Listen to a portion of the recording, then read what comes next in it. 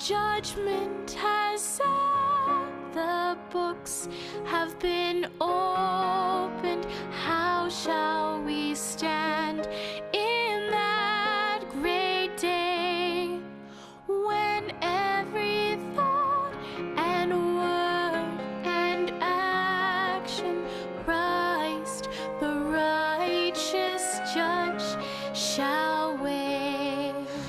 How shall we stand in that great day? How shall we stand in that great day? Shall we be found before Him wanting, or with our sins all washed away?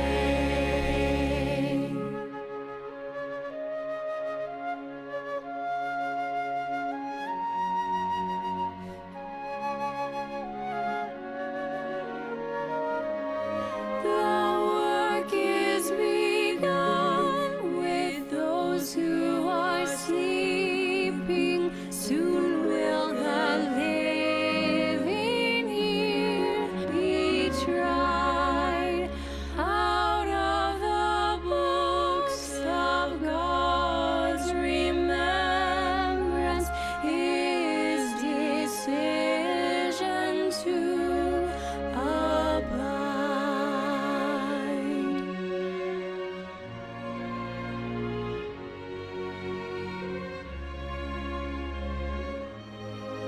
Oh, how shall we stand that moment of searching, when all our sins those books reveal, when from that court each case decided shall be granted no appeal? How shall we stand in that great day?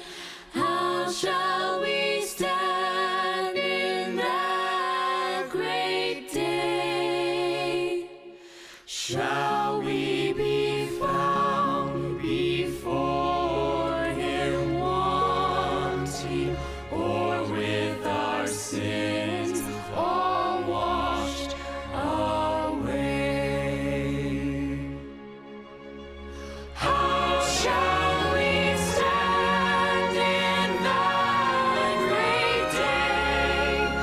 How shall we stand in that great day? Shall we be found before Him wanting, or with our sins all washed away?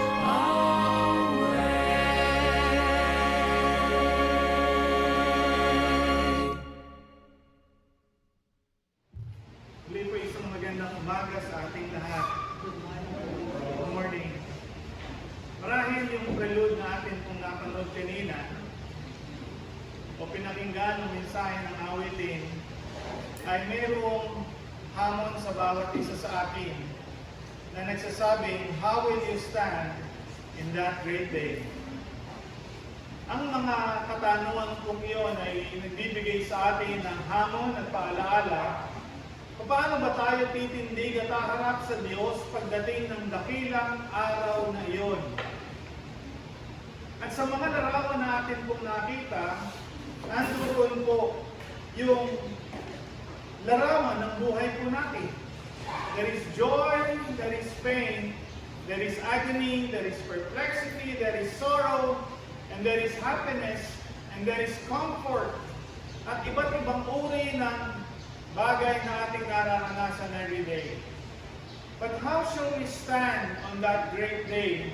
Yun po ang tanong ng awitin yun, upang maihanda ang ating puso sa ating pakikinig sa ating pong mensaheng ito.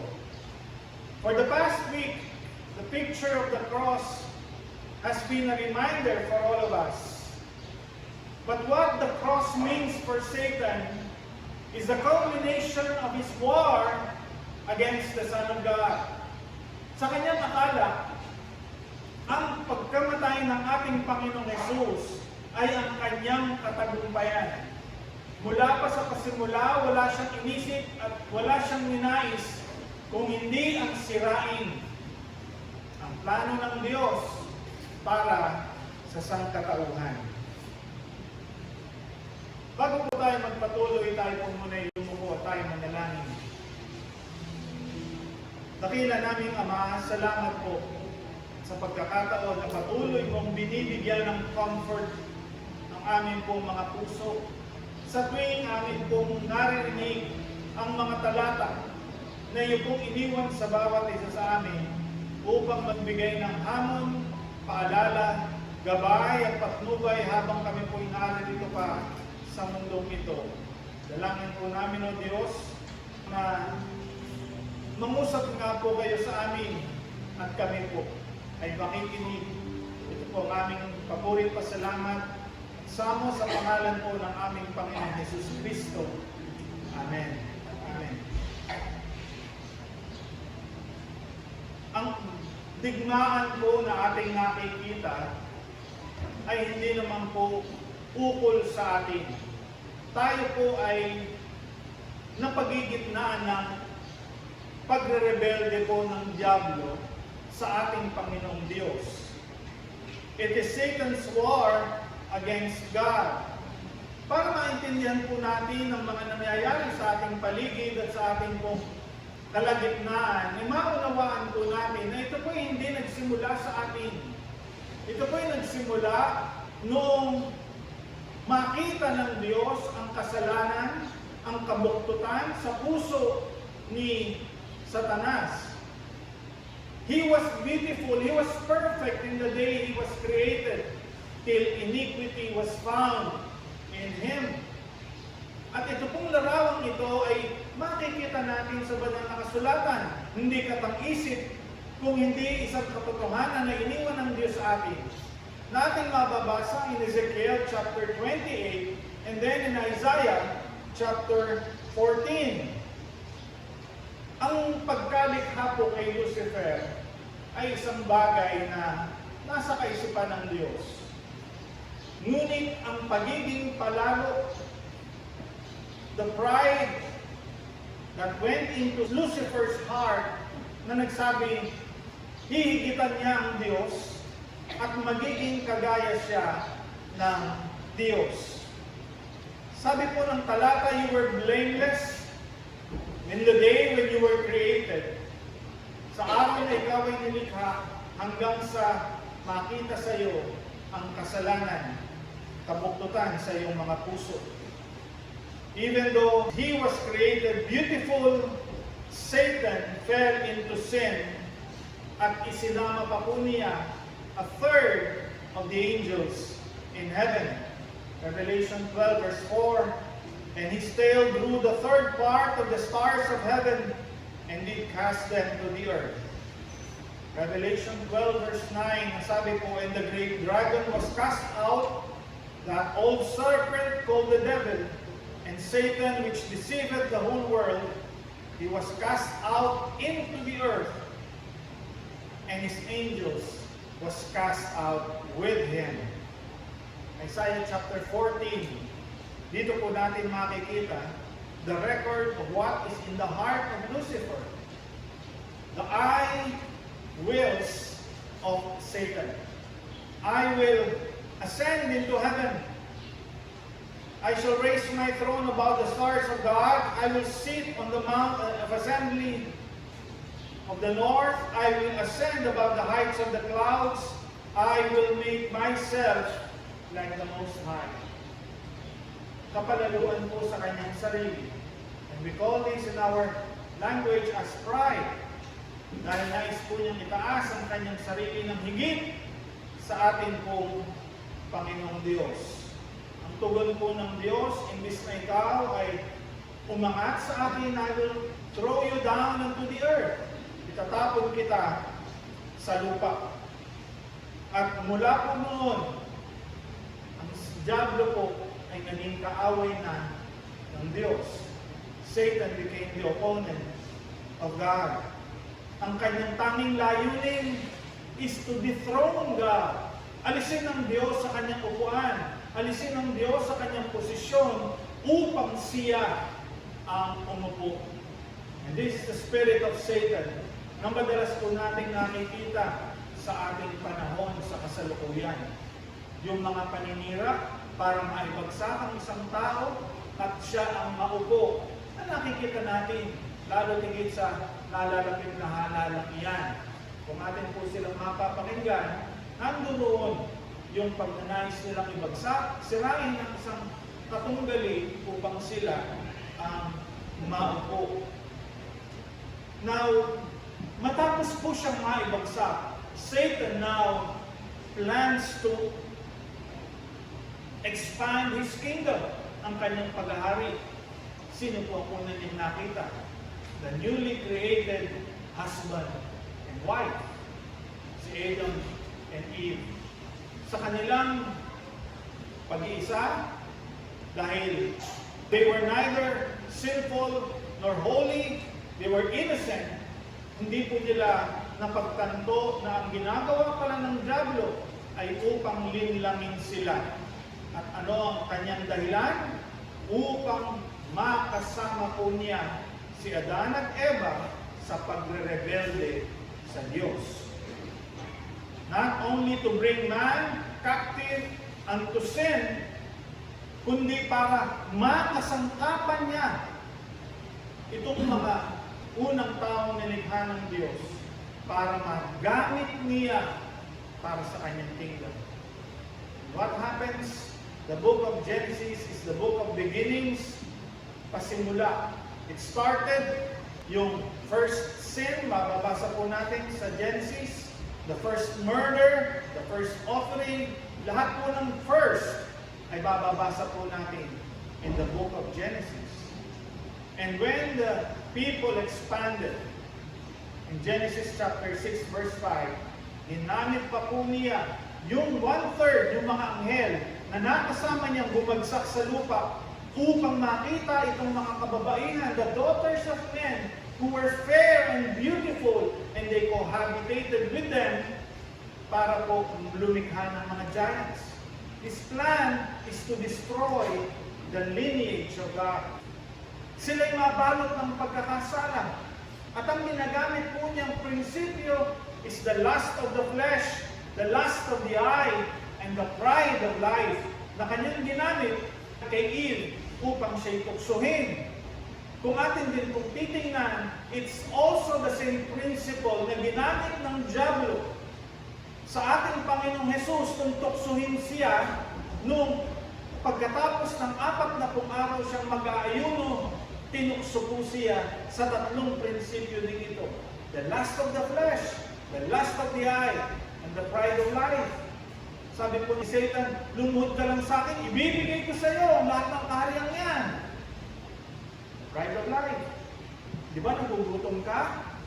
Gawin mong tinapay itong mga bato. Para naman kumain ka. The lust of the eye and the lust of the flesh is pagpatihulog ka, kukunin ka ng mga anghel mo. Lest thou dash thy foot against the stone. Alam po ni Satan ang scripture. At mismo kung minsan ang scripture ang gagamitin po ng dyablo para po matukso. Napakainam nga naman dahil Biblia nga naman, verses ang ginagamit. Ngunit, alam po natin it is being used out of context para sa kanyang pakinabang. So, his kingdom expanded noong ang kasalanan ay pumasok sa tao. Romans chapter 5, verse 12, for as by one man, sin entered into the world. So sa buong sangkatauhan pumasok na ang kasalanan. Lahat ng tao ay taglay ang sinful nature ng tao na pinasimulan ng dyablo kay Adan at Eva. So, ang ating Panginoong Jesus ay nagkatawang tao. Hindi ba may kasalanan din siya? Hindi po. Bakit po wala siyang kasalanan? Dahil ang binhi ng kasalanan ay nagmumula sa Ama. na ibibigay yung binhi sa kanyang asawa upang magkaroon ng anak. Ngunit ang ating Panginoong Hesus ay hindi nanggaling ang binhi niya kay Jose, kundi galing sa banal na Espiritu, sa Diyos. Kaya po siya walang bahid kasalanan. That's why he was virgin birth. Hindi nakakilala ng lalaki itong si Maria at walang binhi ng tao na naipunla sa kanyang sinapupunan upang taglayin niya ang kasalanan ng tao. Kaya po yung virgin birth is so important dahil may kaugnayan po ito sa pagliligtas ng ating Panginoong Hesus ng kanyang sarili bilang isang Diyos na nagkatawang tao, ngunit hindi nagtataglay ng anumang bahid ng kasalanan. Who knew no sin, wala siyang kasalanan. Now, Satan's plan is to destroy mankind. Hindi na po niya kailangan gamitin ng tao. Natural na ngayon sa tao ang gumawa ng kasalanan. Yung mainggit, magalit, mamuhi, magnakaw, ang lahat po ng yan are all inherent and are the results of sin. Nang dahil sa kasalanan, naipunla na po ng diablo yung kanyang binhi, seed of the serpent in Cain. Lahat po ng tao, maging kay Adam and Eve. Kaya nga po, napakahirap sa tao ang mailigtas niya ang kanyang sarili sa kanyang natural na kalagayan dahil siya po'y makasalanan.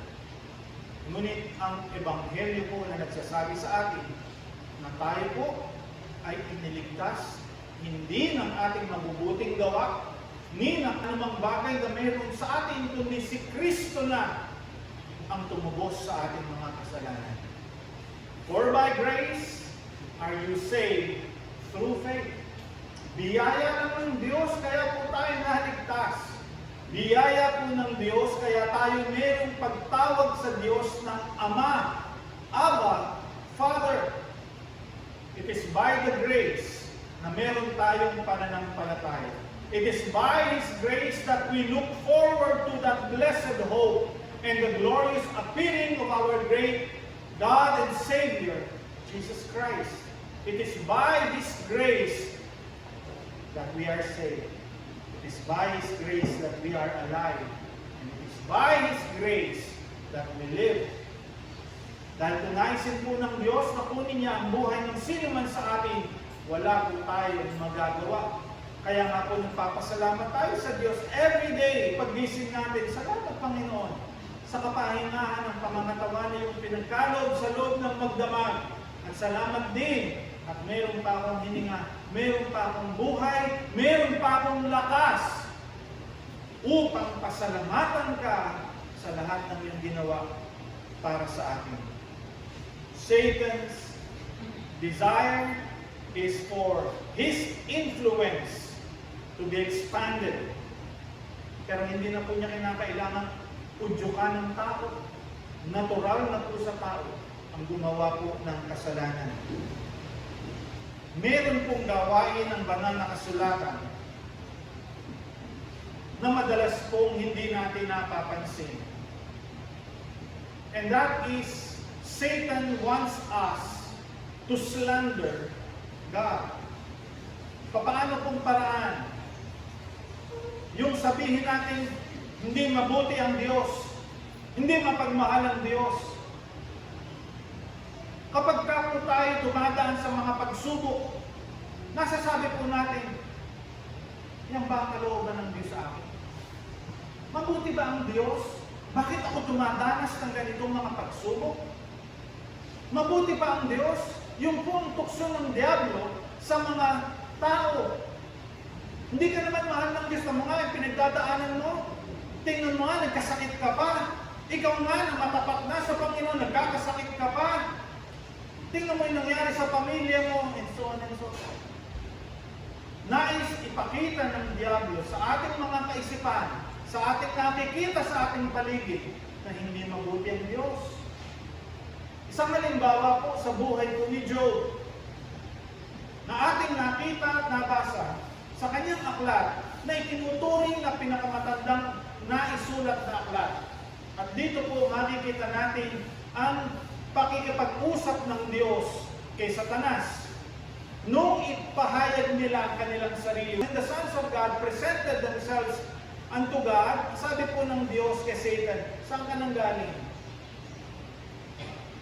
From coming to and fro from the earth, nag-iikot. Ano ba purpose ni Satan kung bakit siya nag-iikot? To and fro from the earth. Ay para to make sure na yung kanyang kingdom ay lumalago. Nandiriyan yung pag-aaway, di pagkakasundo, di pagkakaunawaan, pagbabangayan, wars, their death, pain and suffering.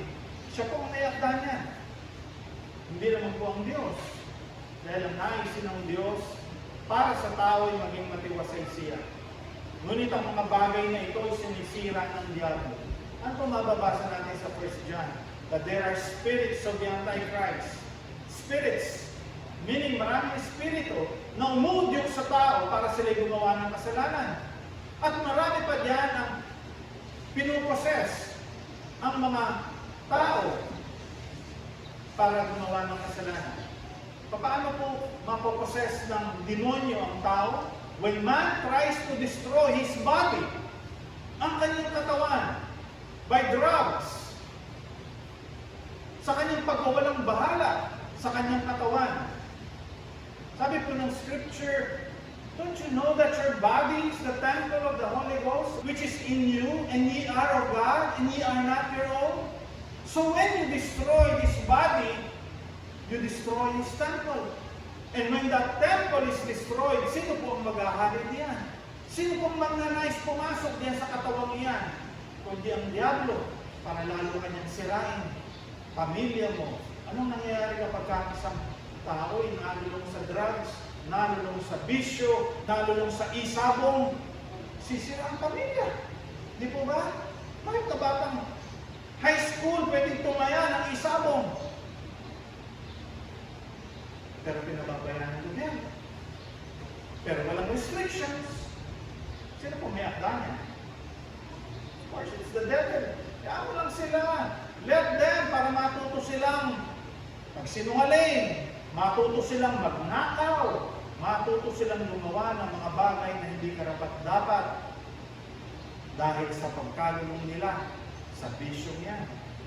Satan is walking to and fro to make sure that evil is always present in the lives of mankind. Ano po sabi ng Diyos? Have you seen my servant Job? Nakita mo ba ang aking lingkod na si Job? There is none righteous like him in all the earth. So ano po ang naisin ng diablo? He wants to slander God para ipakita na hindi mabuti ang Diyos. Ano po sabi ni Satan? Ay kaya lang naman sinasambahan yan. Kasi pinagpapala mo eh. Binabless mo siya, napakayaman niya, dami niyang ari-ariyan. Madali para sa kanya ang sumamba sa iyo. Sabi ng Diyos, sige, afflict him. Pero, huwag mo siyang papatayin. Ano po ang unang nangyari sa kanya? Kay Job, namatay po lahat ng kanyang mga ari-arian. Lahat ng mga bagay na meron siya para siya ay maging hawa sa kanyang buhay. Hindi po ba natin nakikita kung minsan sa ating pamilya, sa ating buhay, God destroys what is meaningful in our lives. Ang ating mga mahal sa buhay, kanyang winawasak ang kaisipan para magkaroon ng ibang damdamin, ibang kaisipan. At sino pong nasasaktan? Ang mga tao. So nagkakawatak-watak, nagkakaroon ng hidwaan. And it's all because of Satan. Pero hindi ko napapansin ng tao yan. But it's the design ng diablo para maghari at lumaganap ang kanyang kingdom. Tapos, Nagkasala po ba si Job? Hindi. Dahil siya ay tapat sa Diyos. Ano po ang nangyari? Yung pinakamahal niya sa buhay ay kinuha niya. Ginamit niya para saktan si Job. Ano po ang nangyari? Habang kanyang mga anak ay nagsasaya, sila lahat ay namatay. Ganit po kasakit sa isang magulang ang makita niya na mapahamak ang kanyang anak. Sinong may gawa mo? Diyan. Nais po niya na sirain the sanctity, the harmony, and the solemnity of a family. Siya po may anglan. That's why, ano pong ginawa ni Job? Sa tuwing nagkakaroon ng pagkakasayahan ang kanyang mga anak, ang kanyang gagawin, kukuha siya ng isang handog, mag-o-offer siya ng sacrifice sa ating Panginoong Diyos. Ano po ang dahilan? Baka sakali itong aking mga anak ay nakagawa ng pagkakasala sa Diyos at magalit ang Diyos sa kanila. Ako na ang magbibigay ng peace offering para sa kanila. The heart of a father. But then, patuloy pa rin si Satan sa pag-accuse ng mga brethren hanggang sa pinadalan po siya ng sakit mula bumbunan hanggang talampakan. Nagkaroon po siya ng tiksa. Yung nga lang po isa o dalawang ating tiksa, masakit na sa atin na yung pangbuong katawan natin. But in all of this, sabi po ng scripture, Job sinned not. Because maaaring sa kanyang kaisipan, katawan lamang ito. Hubad akong nanggaling sa Diyos, hubad din ako nanggagaling sa Kanya. Itong katawang ito, galing naman ito sa Diyos. So hinayaan niya, I will not sin against God. Pero there was a point in his life when he said, nasaan ang Diyos? Where is God? That I may tell Him, sabihin ko sa Kanya itong aking nararamdaman. But in all of this, Job said that, pwede natin sabihin sa Diyos, kausapin ng Diyos, to reason with God. In Isaiah it says, come and let us reason together. Paanyaya sa Diyos. Magkatuwinanan tayo. Come and let us reason together. Though your sin be as scarlet, they shall be as white as snow. Ito ang sabi ng salita ng Diyos. Magkatuwinanan nga tayo. Ano ang ipinagdaramdam mo, kapatid, sa Diyos? Ano ang maaari mong ipagdamdam sa Diyos kung ikukumpara ang mga biyayang iyong tinanggap mula sa Kanya? Kung ikukumpara ang biyayang araw-araw nating napatamasa? Ang gagawin ng Diablo, sisihin mo ang Diyos sa kalagayan mo. Sisihin mo. Sinira niya ang pamilya mo eh. Sisihin mo ang Diyos. Ano po ang gagawin ng Diablo? Para siraan ang ating pong Panginoong Diyos. Mapapansin natin na pinagpapaalam muna ni Satan sa Diyos yung gagawin niya. Yung inflicting or sufferings na ibibigay niya kay Job. Pinagpapaalam muna. Bakit po? Because God has put a hedge o binakuran po ng Diyos ang pamilya ni Job ng kanyang blessing. Bakit po nasabi ko yan? Dahil pinuri ng Diyos si Job. Ano po ang sabi niya? There is none righteous like him in all the earth. Walang kagaya niya. One that eschewed evil. Ano pong ibig sabihin? Na lumalayo sa lahat ng anyo ng kasalanan. Bakit po siya lalayo? Dahil mahal niya ang Diyos. Nandoon po yung proteksyon ng Diyos kay Job. Yung kanyang pag-iingat sa kanyang matapat na anak. At walang mangyayaring anumang bagay sa atin maliban sa ito'y pahintulutan ng ating Panginoon. Bakit pinapahintulutang mangyari yan? To test your faith. Nevertheless, He will preserve you. He will help you para makalagpas ka sa mga pagsubok na yan. Nandiyan pa rin ang Diyos para tulungan ka. Hindi ka naman niya pababa. Bahala ka dyan. Hindi po. Andiyan pa rin ang banal na Espiritu para tumabay at magbigay ng mensahe sa bawat isa sa atin. Para po tayo makapanumbalik sa tamang pananampalataya. And every Sunday we preach the Word of God. Not as an obligation, not just as a responsibility, but rather we come to worship God in spirit and in truth because we love God and we appreciate God for all the things He has done for us. Lahat ng Kanyang ginawa at patuloy na ginagawa, ipinakikita sa bawat isa sa amin. Nung ang tao ay patuloy na sa kanyang paggawa ng kasalanan, hindi ko na kailangan bantayan ng tao. Ang tao ay patuloy na gagawa ng kasalanan at patuloy na susunod sa lahat ng aking mga kagustuhan. Yun ang gusto ng diablo. So now, Satan focuses his forces on Israel. Okay na ang music. There is rock and roll. And in that rock and roll, nandiyan na ang drugs. There is promiscuity. There is unlimited enjoyment of the flesh.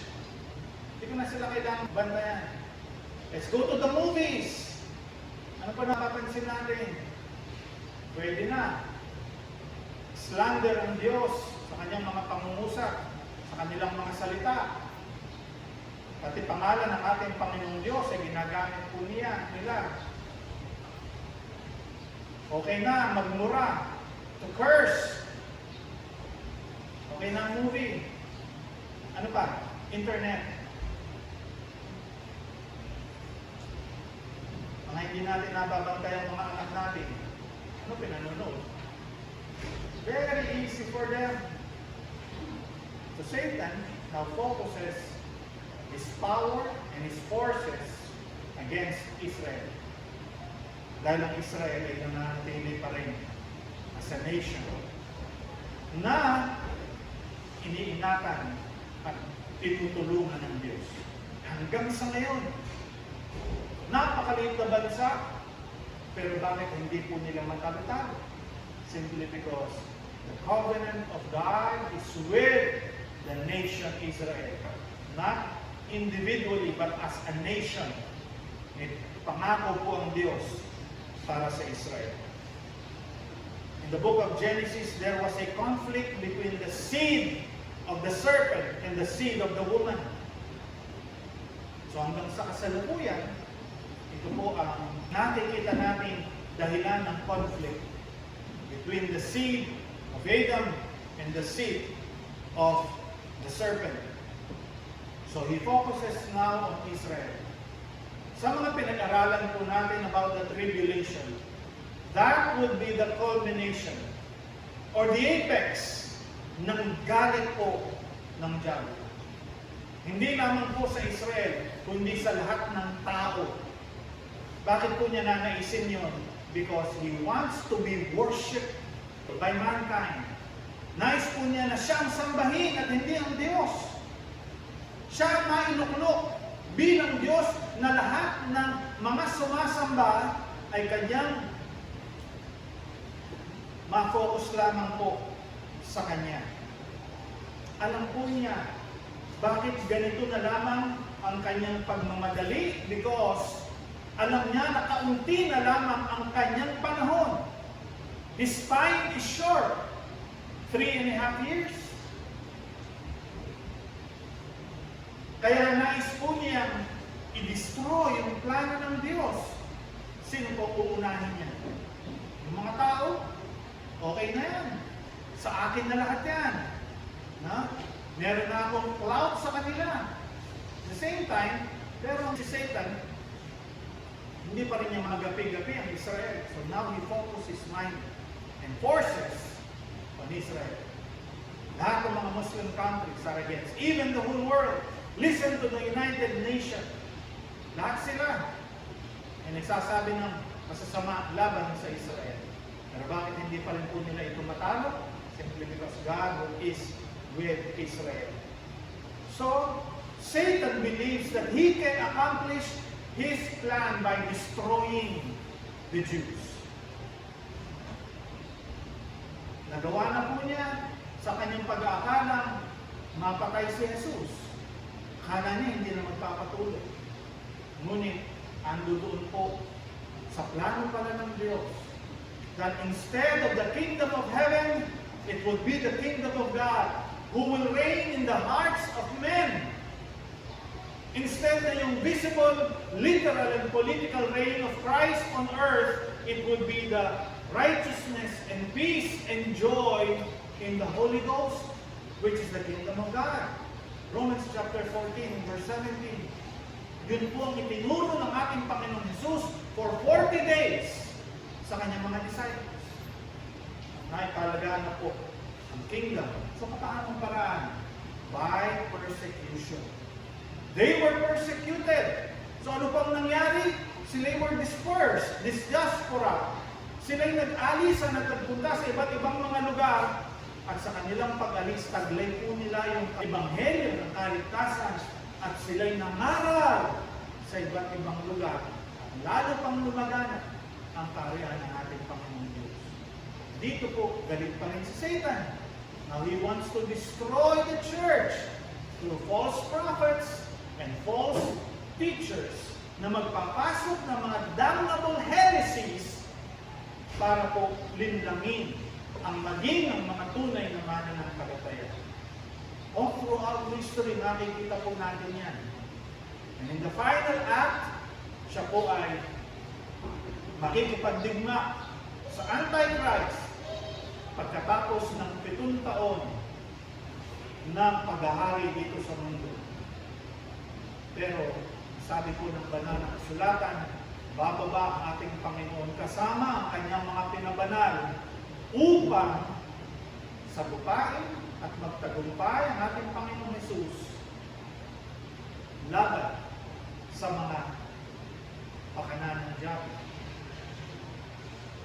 All the forces of the world will join together in Armageddon. Armageddon is not the battleground.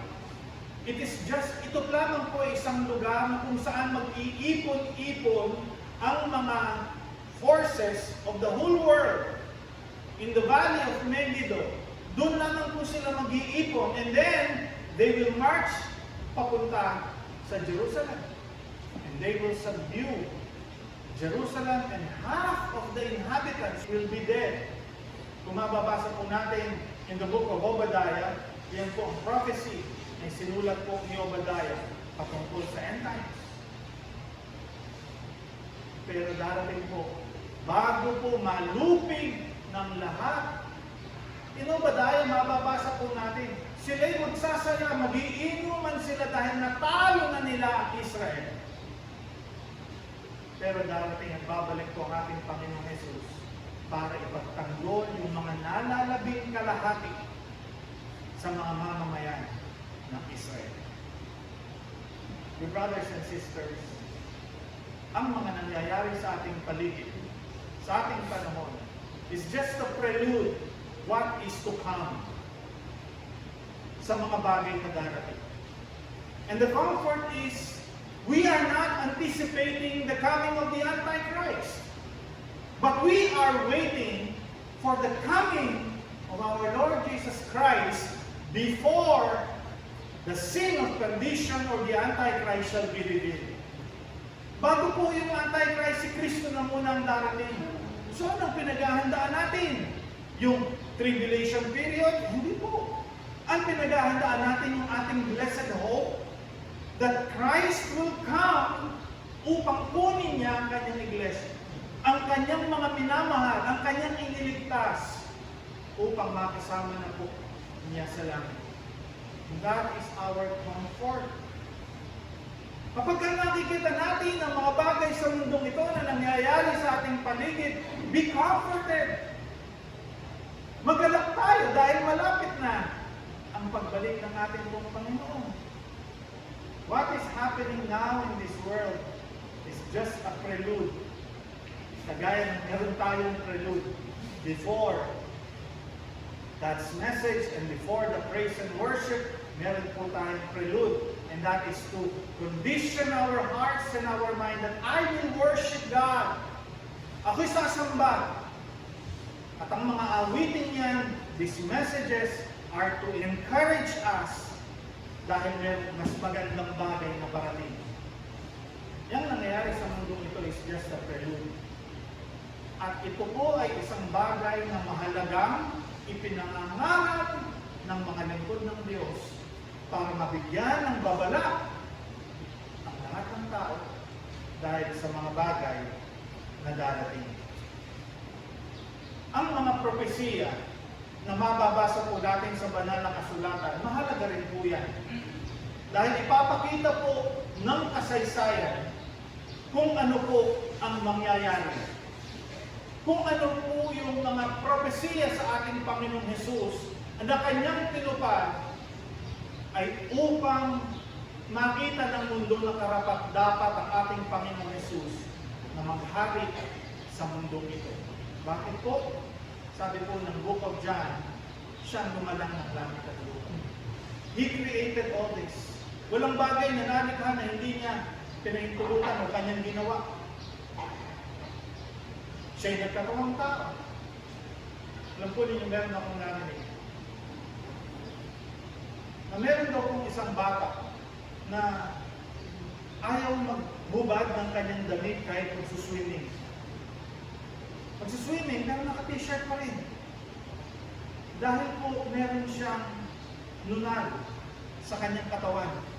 Kalahati ng kanyang katawan at hanggang dito, meron po siyang birthmark.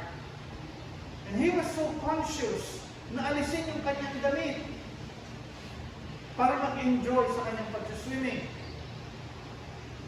Nung nakita ng kanyang ama na he was so conscious about his birthmark, ano po yung ginawa ng ama? Nagpatato. Ipinatato po niya yung kanyang katawan mismo na kagaya mo sa kanyang anak. Ano po ang kanyang nais? Para ipakita sa kanyang anak, anak, kahit meron kang ganyan, hindi ka dapat maiyak. Tingnan mo ako. Ako rin meron. Ako rin meron. Kung titingnan po natin, napakadakilang pagmamahal ng ama para sa kanyang anak, para matulungan niya ma-overcome yung kanyang pinagdadaanan, yung self-consciousness niya. Pero higit po doon, na makita natin na ang ating Panginoong Diyos ay nagkatawang taong kagaya natin, na taglay din yung ating katangian. Kaya nga po marami nagsasabi, siya'y tao lang. Kasi umiyak, nagutom, napagod. Tao po siya, nakagaya natin. Pero siya'y nagkatawang tao para ipakita sa atin na tayo man ay pwedeng magkaroon ng buhay na walang hanggan. Dahil kung ano yung kanyang ginawa, ay magagawa rin po sa atin dahil sa ating pananampalataya sa ating pong Panginoon Jesus. Mga minamahal, as we walk through life, huwag lamang po tayo mag-focus sa mga negative things in this world. But look forward to the great blessings na tatanggapin natin paglampas po natin sa mundong ito. Paglampas po natin sa buhay na ito. Dahil ipinakita na po ng ating Panginoong Jesus ang kanyang dakilang pagmamahal sa atin. Na inanyuan niya o kanyang ginawa na maging kagaya natin bilang tao. Kung siya'y nagtagumpay, makapagtatagumpay rin tayo. Ang diablo po, ang kanyang tanging naisin ay papanghinain tayo, pabagsakin tayo, sirain ang ating pamilya, sirain ang ating buhay. Yan po ang plano ng diablo. Ngunit, sa dakilang pag-ibig po ng Diyos, patuloy pa rin po niya tayong inaaliw. Patuloy pa rin po niya tayong kinocomfort ng kanyang mga salita. Hanggang sa araw na siya'y dumating at makapiling na po natin siya sa langit. let me end, dear brothers and sisters, that the greatest blessing for a believer is your name is written in the Lamb's Book of Life. Kasulat na po. Bakit po tinawag na Lamb's Book of Life? Ay dahil ang mga nakasulat na pangalan po doon ay yung mga nanampalataya, tunay na nabigay ng kanilang paglilingkod sa ating pong Panginoon. And that is the greatest assurance bilang isang tao. Nakasulat na ang pangalan ninyo doon. Maalala ko lamang, nung ang ating Panginoong Hesus, isinugo po niya yung kanyang mga disciples. Pagbalik nila, tuwan-tuwa po sila. Sila'y nagagalaw. O anong naging karanasan ninyo?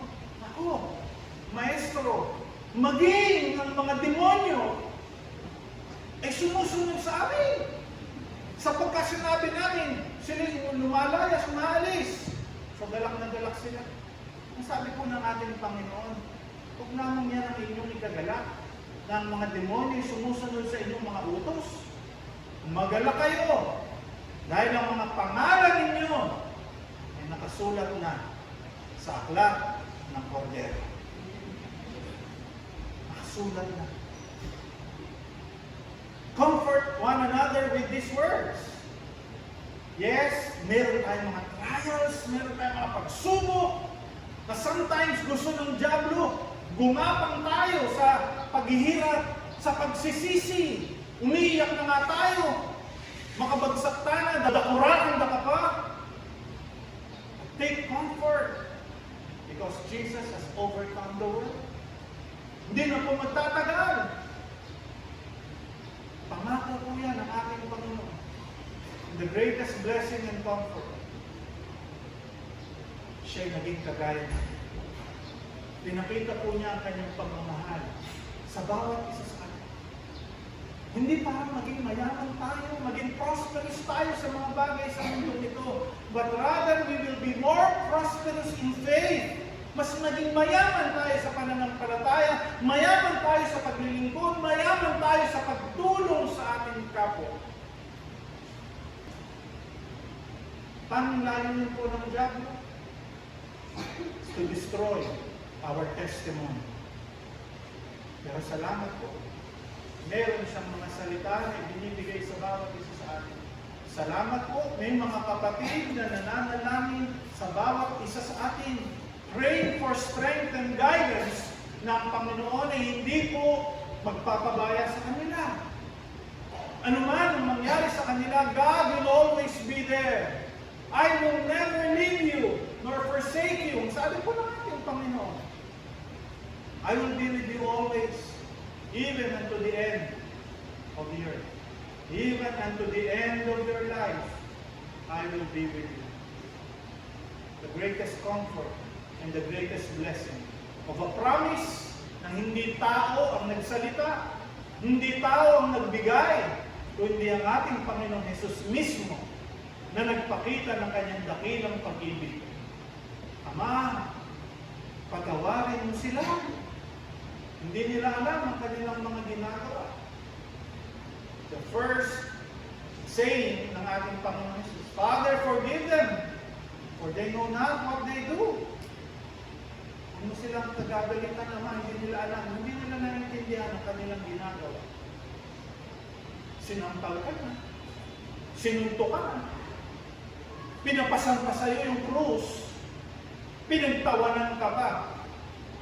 Kung ikaw ang anak ng Diyos, bumaba ka riyan, ligtas mo yung sarili mo, tinutuya ka. Pero, wika ng ating Panginoon, patawarin mo sila, hindi nila alam ang kanilang ginagawa. Ano pa ang gagawin natin sa mga gumagawa ng hindi maganda sa atin? Pray for them. Do good to them. Pray for them. Kaya nga po meron tayong prayer meeting. For us to pray not only for our own needs, but to pray for the needs of the brethren. Yung mga hindi natin nakakasama din sa amin. That we pray for them Sana sila'y maging mapagtagumpayan nila yung kanilang mga pinagdadaanan. Yung mga kahirapang kanilang nararanasan ay mapagtagumpayan nila at maunawaan nila na yan ay hindi galing sa Diyos. Yan ay galing sa dyablo para papanghinain tayo sa ating pananampalataya. Ang blessing po ng Diyos sa mga mananampalataya ay hindi po niya tayo papagkukulangin sa ating mga pamahayag. Sapat po ang biyaya ng Diyos. It is enough for us to have that kind of faith na titingala sa ating Panginoon, aasa sa kanyang kabutihan. People will be used by Satan para papanghinain tayo. Gagamitin po yan ng God. Pero hindi po yan magtatagumpay dahil ang Panginoong Hesus ay nasa ating mga buhay. Ang salita ng Diyos ay ating naririnig sa tuwing tayo po ay nagkakatipon. Kaya nga po sabi niya, Apostol Pablo, forsaking not the assembly. Huwag niyong kaliligtaan ang mga pagtitipon. Dahil sa mga pagtitipong iyan, dito tayo lumalakas sa pananampalataya, dito tayo lumalago sa ating paglilingkod sa ating pong Panginoon. Dito natin nakikita yung ating mga pagkukulang sa Diyos at kung ano yung dapat natin gawin. As we look at this world, hindi po aayos yan. Hindi gaganda ang bagay sa mundo ito. Kundi gagawin po ng dyablo ang lahat ng kanyang magagawa para sirain ang mga bagay sa mundo. Because this world is laden with sin. Puro kasalanan. May mga bagay na pumapasok sa ating mga tahanan na hindi natin napapansin. When we look at the television, pag nanood po tayo ng mga films, wala nang kabanalan. Sino lamang yung mga nanonood ng mga inspirational films about God? Kakaunti. Pag nag-post ka ng mga bagay patungkol sa Diyos, ilang likes ang nakukuha natin? Kakaunti. Pero mag-post ka ng TikTok, napakarami ang manonood. Why? Because that's the world. Doon po niya nais i-capture at talunin ang tao. So kung wala tayong mga pagtitipon, walang pangangaral ng salita ng Diyos, paano tayo lalago? Paano tayo magtatagumpay? Kaya nga po sabi ng Apostol Pablo, the book of Hebrews, forsaking not the assembly. Yan yung kaliligtaan, ang mga pagtitipon. Dahil dito po natin sama-samang sinasamba ang Panginoon sa Espiritu at katotohanan. Sa mga pamamarang ito tayo po yung nakapananalangin. Dito po natin naririnig ang mensahe ng ating pong Panginoong Diyos na makapagbibigay sa atin ng kagalangan at katatagan sa ating pong pananampalataya. Hindi para po magsiraan ang paninira ko sa dyablo po ito. But to build up the faith of the brethren is for the church para magpalakasan po tayo. So kung may mga pinagdadaanan po tayo, sama na po ako doon. May mga pinagdadaanan po tayo. Let's just look unto Jesus, the author and the finisher of our faith. At hindi na po magtatagal. Darating na po ang ating Panginoon. Ang ating panalangin, datnan nawa po niya tayo na handa na sumalubong sa Kanya. Daladala natin yung ating pasalubong para sa Kanya. Mga pasalubong ng mga mabubuting gawa, paglilingkod. And God will reward us because metong yung Diyos magpahutang-alog. Kung ano yung ginawa mo para sa Kanya, susuklian niya ng higit. Magpahutang-alog yung kaya katamang ginong Diyos, kaya katamang. Nung ating kang umayat, pamaglingkod kaya, rest assured na meron pong palit, ganti ang Diyos, hindi yung sapat lang, kundi siksik, liglig, at umaapaw na biyayang mula sa ating Panginoong Diyos. Dear brothers and sisters, comfort one another with these words. Tayo po'y manalangin. Dakila't makapangyarihan namin, Ama, salamat sa iyong kabutihan, sa iyong paalaala, sa iyong gabay sa bawat isa sa amin. As we go through life, we are reminded that our name is written in your Lamb's Book of Life.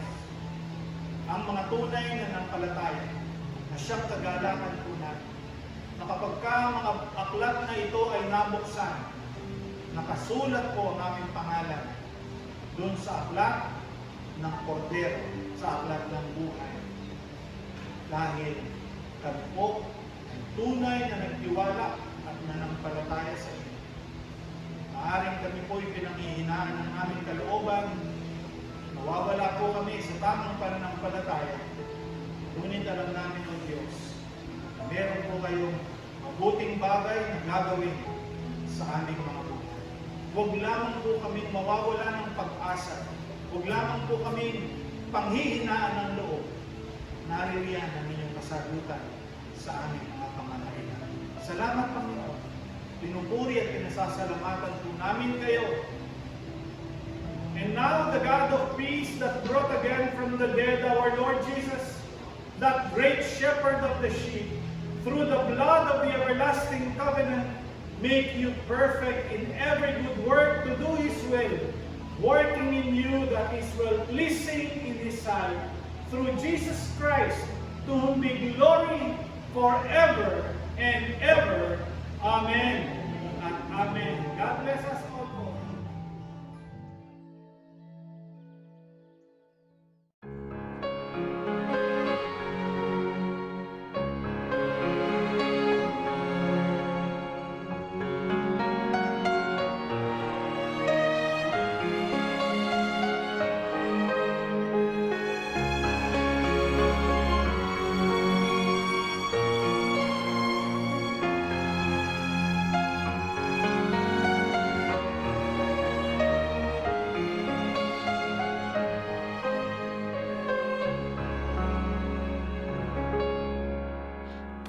Judgment has sat, the books have been opened.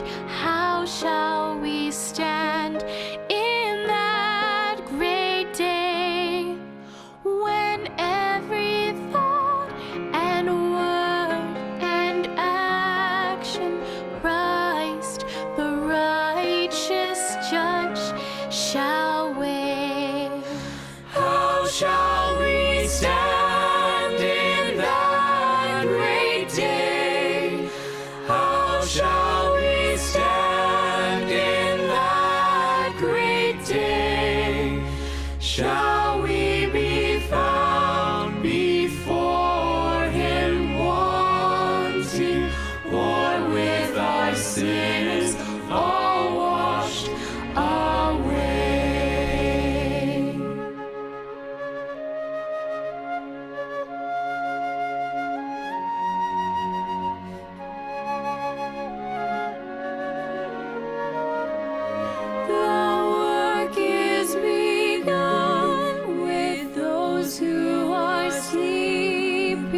Soon will the living here be tried. Out of the books of God's remembrance, His decision to abide.